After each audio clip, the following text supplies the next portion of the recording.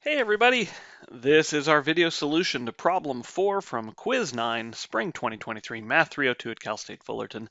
And we are looking at the fundamental theorem of arithmetic, and we want to use it to prove the following statement.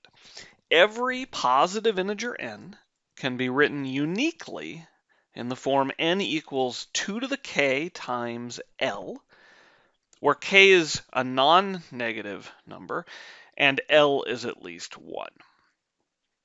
Okay, so this is not the form that you think of when you think of using the fundamental theorem of arithmetic, but we'll get there. So let's use the fundamental theorem of arithmetic. So by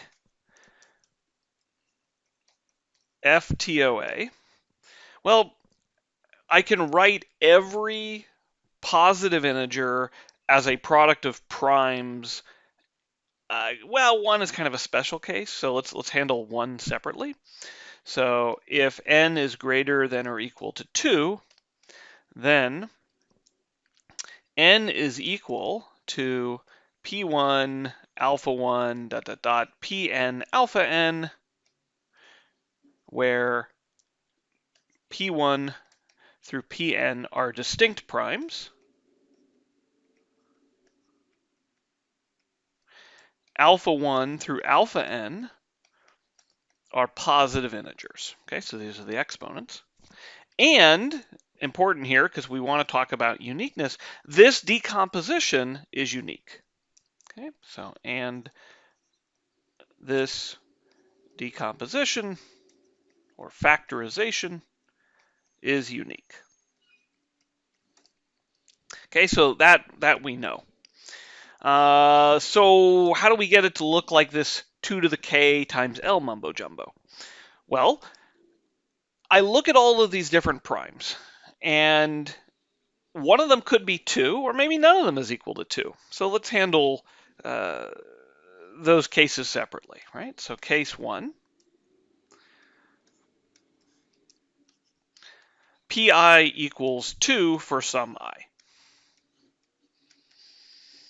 In this case, we know that the other primes, right, because these are all distinct primes, we know that the other primes are not equal to 2 and hence are odd. So in this case, all other pj are odd. And so what that would tell me is that n would equal, okay, so I have this pi equal to 2.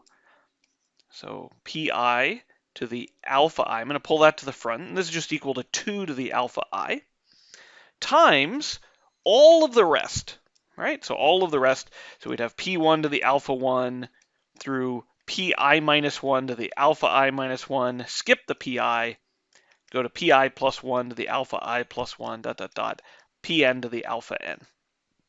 Okay? And the important thing is that these are all odd primes, right? So all p sub j's are odd. And so in particular, if I take the product of all odd numbers, right, I get an odd number. So this entire expression is odd. And so we go back up to what we're looking to prove. We want to show that n is a power of 2, where the power is at least 0. And of course, all these alphas are, I should say, greater than or equal to 1. All of these powers, right, are at least 1 here. So there we have a power of 2. And then times L, where L is odd, and at least 1. All right, well, okay. These are all going to be odd numbers, right? I multiply them together, I get an odd number. Now you might say, well, yeah, but what if there aren't any at all? And if there aren't any at all, then what would have happened, right? So if there are no other primes, right, or no other pj's, then n equals pi to the alpha I times 1. Okay, and there's your odd number. So we can do that. Okay, what if we're in the other case where pi does not equal 2 for all I? Okay, so there's no 2 in this list. Well, in that case, it's fine. Again, all pj are odd. So n is just equal to this product of odd numbers, which I can, and this is odd, right? Same thing as before, this is odd. And I can now write this as 2 to the 0 times an odd number. Okay, and I'll just write here odd number. Okay. Cool. So fundamental theorem gives us this. There is this one case left, right? I only did this for n at least 2 when n is equal to 1, right? So if n equals 1, well, now it's really easy. Then n equals, we just write it as 2 to the 0 times 1, right? That's odd. This is a power of 2. And this is where it's important that we allowed the possibility that the exponent on the 2, right, was equal to 0. Okay, I mean, we use that as well in this case 2 situation. Okay, so, whoops.